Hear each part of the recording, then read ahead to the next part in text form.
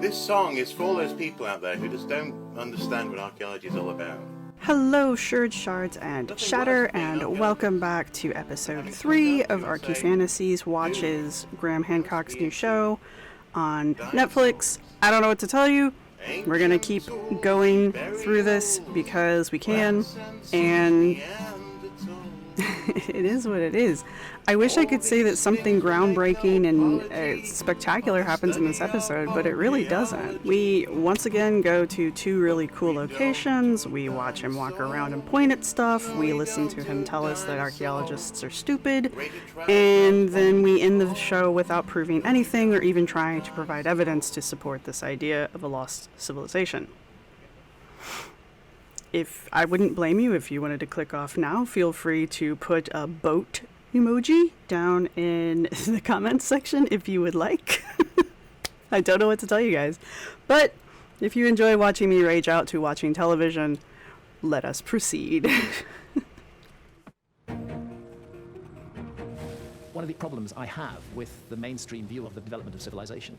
One of the problems he has with the mainstream view of civilization is that it doesn't allow him to be the hero of it because he can't prove any of the claims he makes. And people continuously call him on that fact, which aggravates him because that way he doesn't get to be the star of the show. Is the notion that our own civilization in the 21st century is the apex and the pinnacle of human achievement. But you literally believe that. You have literally said in more than one situation that you... Anyway. This makes us very conceited. It makes us very big-headed. We look back on the past as though our ancestors were always simpler than us, had less knowledge than us, had less...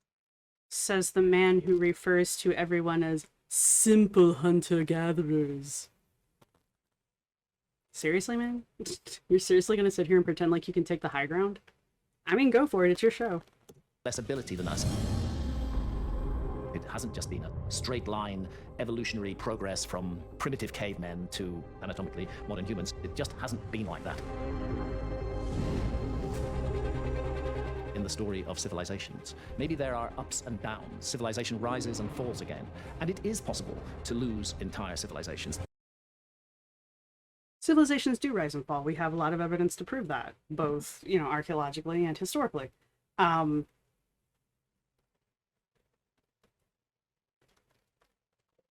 I don't think we've ever lost an entire civilization before. I think there are groups that we identify as being civilizations. We're just not sure where they fit yet, but that insinuates that we have evidence that they exist, therefore they're not lost. So, go off. It's happened before, here in the Mediterranean, in Malta. Ah, yes, I forgot we're going to Malta, my bad.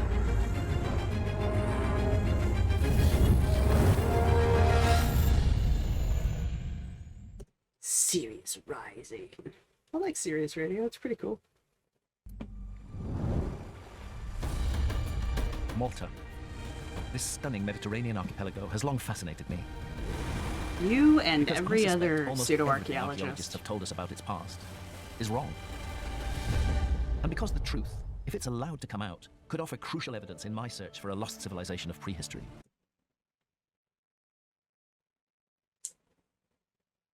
Why does he think we are suppressing information about ancient history? What does he think the purpose of that is? Because he's truly convinced that there is a grand global conspiracy of every archaeologist besides the few that will talk to him, that we are trying our damnedest to suppress this ancient lost race of shiny white people. And I don't understand what he thinks the purpose of that is. Like, why? I literally can't fathom why that. I mean, let's pretend like you could have a global conspiracy like this, because like you can't. And what would be the goal?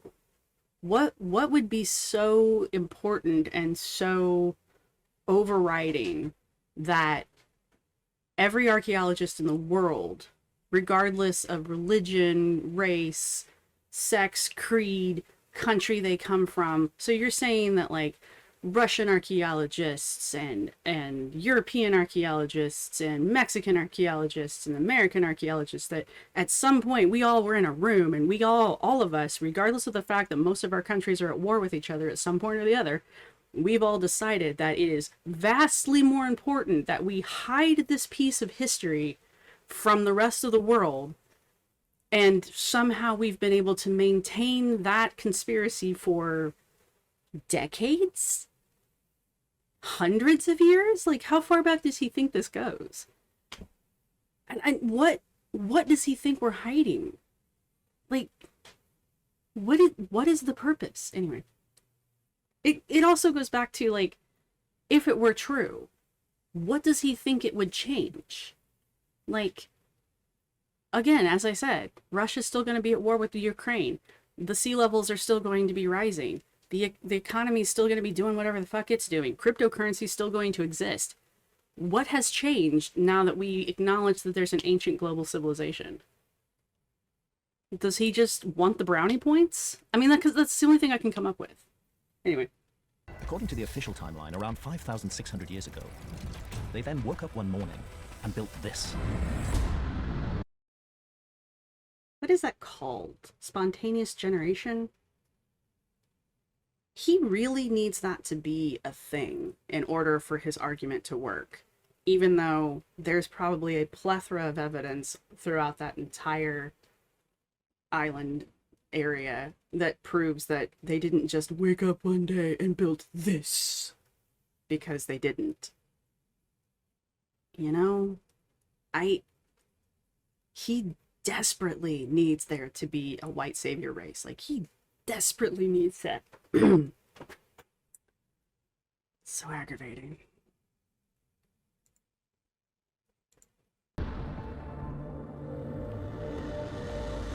It's called Gigantea. Title card. That's what it's called. It's called title card. And it certainly is a giant of a megalithic structure. For decades, it was thought to be the oldest freestanding monumental structure on Earth. So that statement in its own right just kind of disproves every fucking thing this man has said through this entire series, and probably will continue to say throughout this entire series. If this site was at one time acknowledged as being one of the largest freestanding megaliths, or whatever the hell he said, and now it is no longer considered that, that is because at some point, someone, probably an archaeologist, or, you know, local people who then turned it over to an archaeologist, found or discovered a place that's even older or even bigger. And so now clearly this place is no longer considered the number one because we found a new number one. That's called science. What he's claiming is that this thing grew out of the ground like a mushroom. Because people be stupid and can't figure out how to stack block upon rock without being guided by somebody. There are no written sources telling us when Gigantea was built, and no reliable carbon dates. So clearly it must have been built by giants. I'm not going to let the giant thing go. how old is this giant temple really?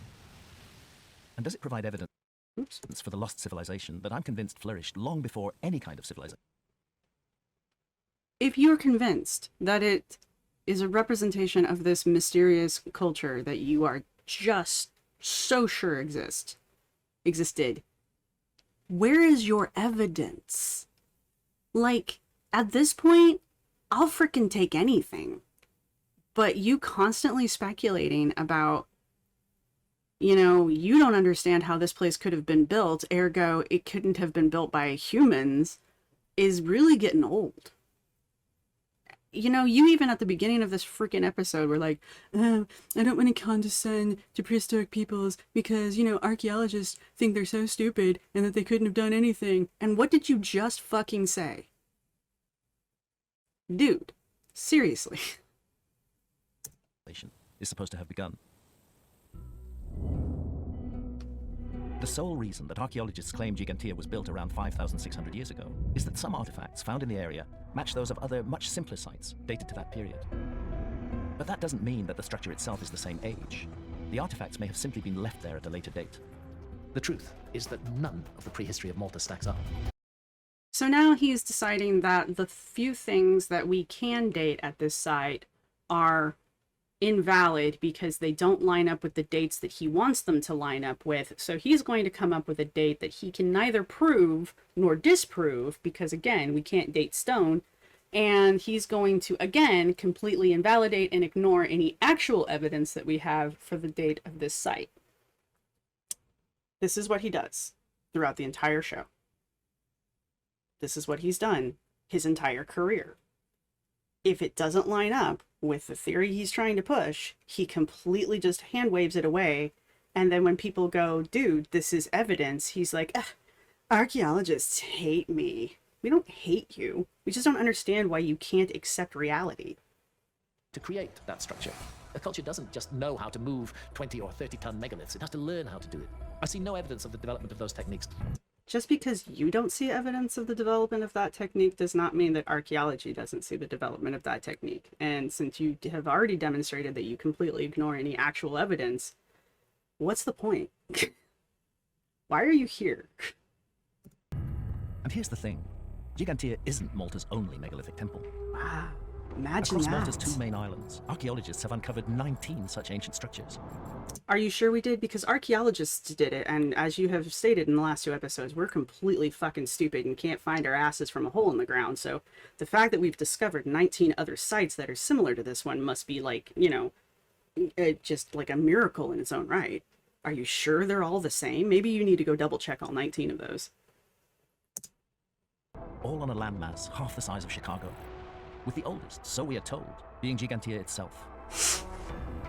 For such tiny islands, that's a lot of temples. It's really requiring not. a lot of manpower. Too much.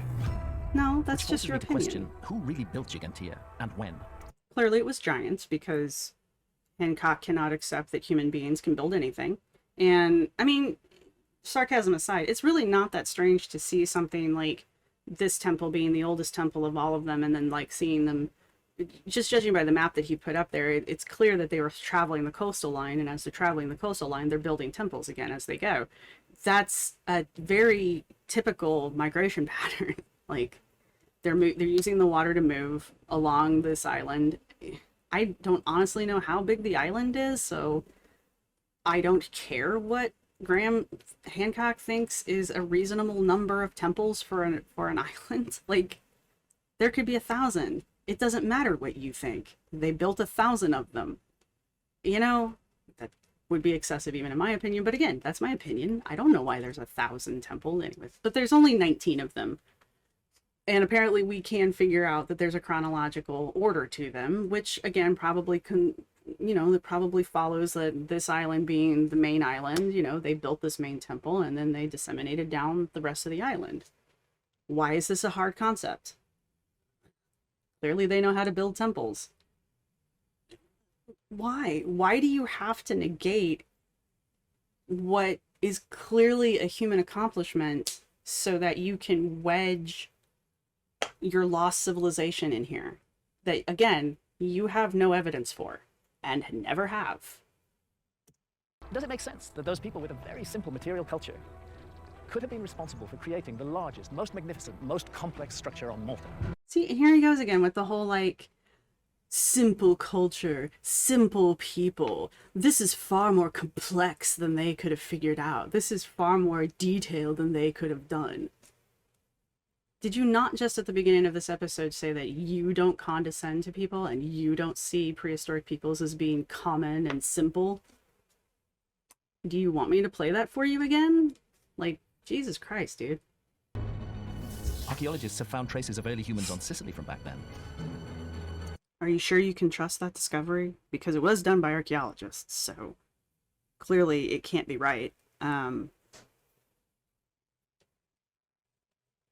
It's irritating to me when he accepts archaeological evidence and when he doesn't accept archaeological evidence. Like, as long as it's backing up whatever it is he's trying to claim, then it's 100% correct and he's cool with it. As soon as someone challenges him and asks for actual evidence, suddenly we're the demon kind and we're all stupid and we have to have evidence forced on us before we accept it. And yeah, I mean, pick a lane, dude. Either you like archaeology or you don't like archaeology. And if you're going to sit here and tell us that archaeologists are idiots and everything that we do is wrong, you don't get to use archaeology to defend your argument. Because, no, you don't get to. Unfortunately, he is actually talking about, like, real facts at this moment. But that's really kind of how the show works. Like, he's putting just enough actual fact in here that if you were to go and check this, you would see that, yes, this area didn't look like this back in the Ice Age. Nothing on the planet looked like it did back on the Ice Age. We had completely different continents back then. But he's couching it in a way. It's like earlier in one of the earlier episodes, he kept saying the South Asian continent. If it was a continent today, it would be a South Asian continent. Asia didn't exist then. And so I know it's nitpicky, but it's important in the long run. And this is another one of those things. And again, it's another one of those things where he's like, oh, archaeology backs up the shit I want to say, therefore I'm going to use archaeology here. And as soon as he pulls on somebody on here that doesn't agree with him, suddenly it's going to be like, even mainstream archaeologists refuse to accept that I have a tingly bone that tells me that there were giant civilizations. But I don't mean real giants. Not this time. Just ignore the fact that I've written that in pretty much every book I've ever published. Hancock.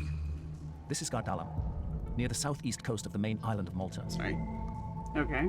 A geological time machine that offers a glimpse back into Malta's prehistory. Okay.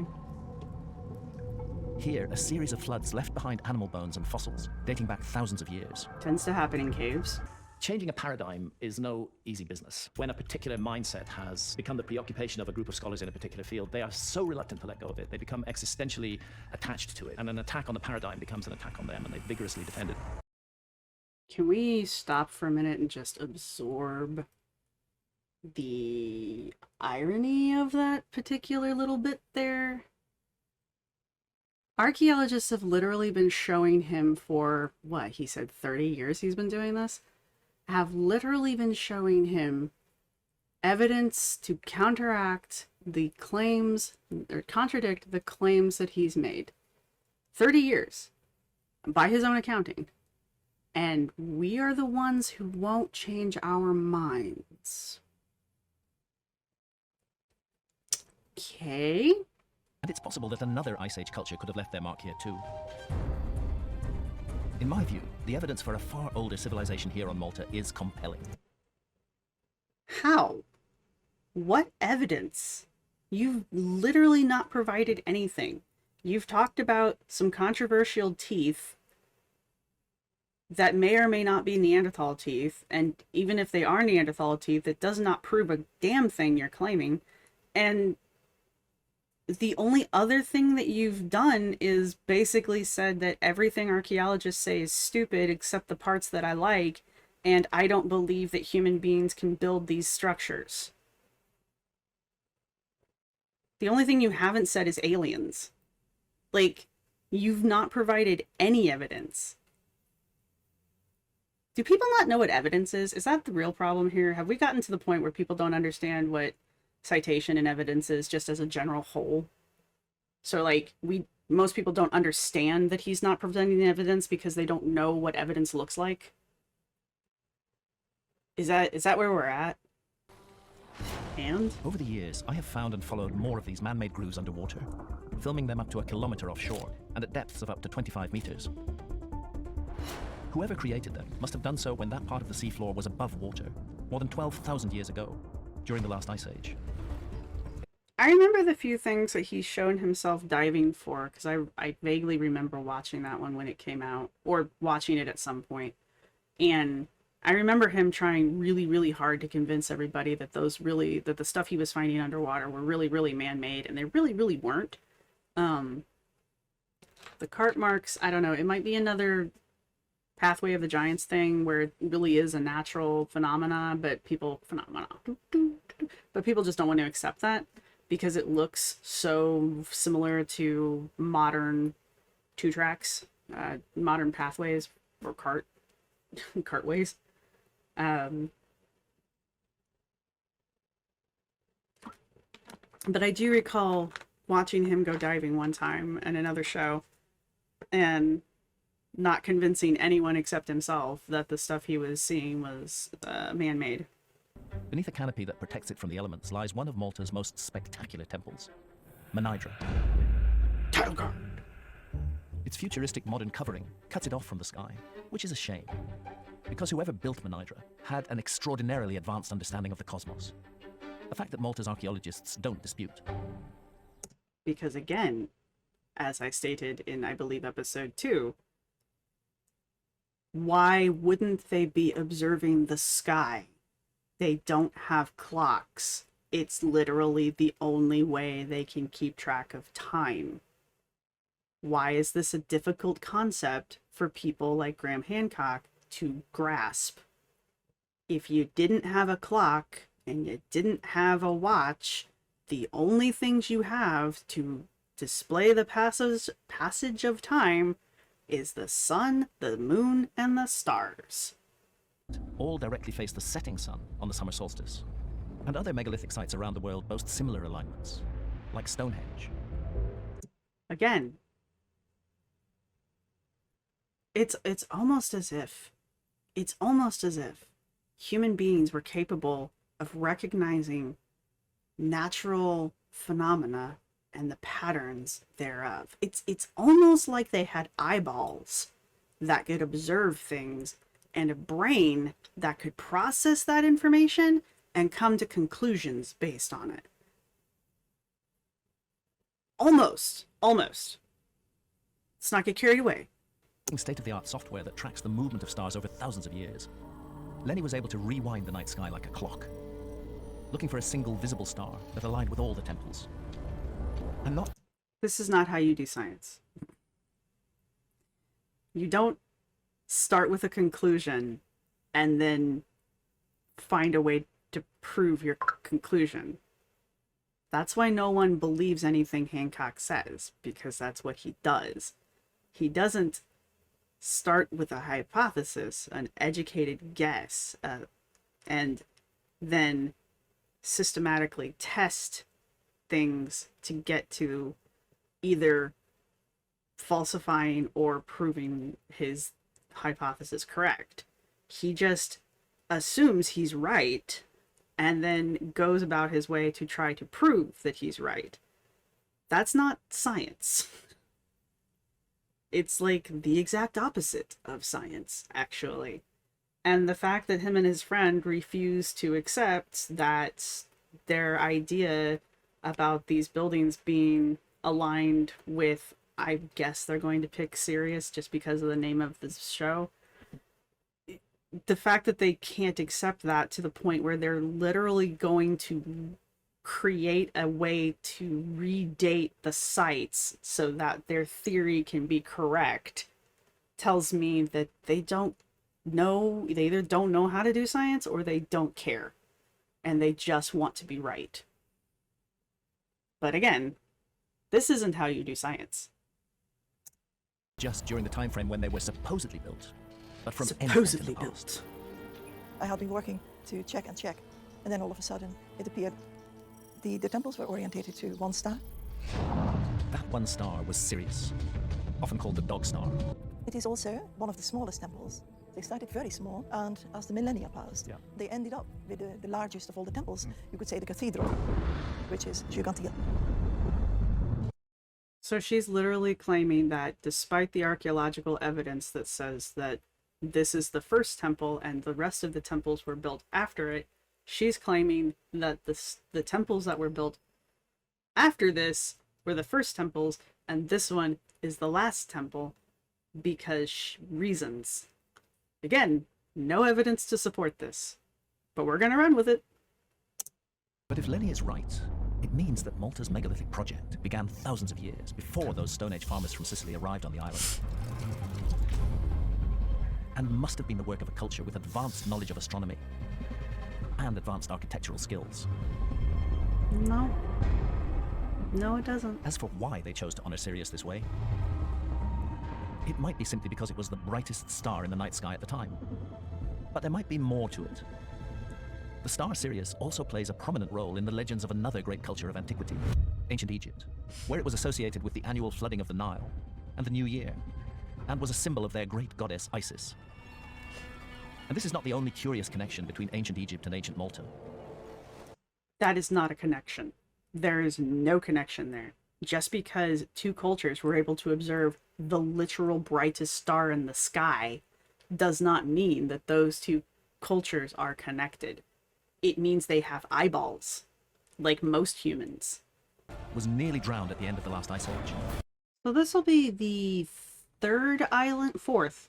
So each episode we've gone to a different island where he's basically said, I think there's proof of my lost civilization on this island. And then we get there and he doesn't prove anything. He just walks around to some really cool sites, looks at some really cool stuff, talks to a couple of people who may or may not be authorities on the topic, and then tells us that he believes in a lost ancient civilization, even though he does not provide anything. He doesn't even provide, like, a note. There's nothing. He's provided nothing. It's just getting repetitive. I'm actually mildly disappointed that he didn't try to go the whole series without actually mentioning Atlantis. Like, I'm actually kind of disappointed. Like, on the one hand, I'm giddy because, like, he said the thing, but at the same time, like, of course he says Atlantis. Of course we're going there. Like, how many shows have come out in the past 3 years that they're looking for Atlantis? And, like, they've gone to a bunch of cool, really neat places, and they've talked to a bunch of really informed people, and yet no one has found Atlantis. People have been literally looking for Atlantis since the Victorian era, and no one has ever found it. How many more hundreds of years do we have to look for a fictional location before people just get over it? I don't know, man. Anyway. Okay, so I hope you guys have enjoyed the video. If you did, like and subscribe, I guess. And if you've made it this far in the video, go ahead and put a... Oh, can you put the Moai statue? I think you can get a Moai emoji. Go ahead and put, like, the Easter Island statue down in the comments section, because that'll be entertaining to me. And, yeah, I wasn't going to break these up like this. I wasn't going to try to make 8 separate episodes, but if I don't, they become an hour long, and I don't want to have you guys sit through that. So probably there's going to be, this is 3, so there's going to be 5 more episodes. Sorry, but I mean, that way you can kind of jump between the episodes that you want to see, so I hope that helps. But anyway, talk to you guys later and see you in the next video. Dinosaurs! See? Are you happy? Do you get it now? Do you get it? Honestly.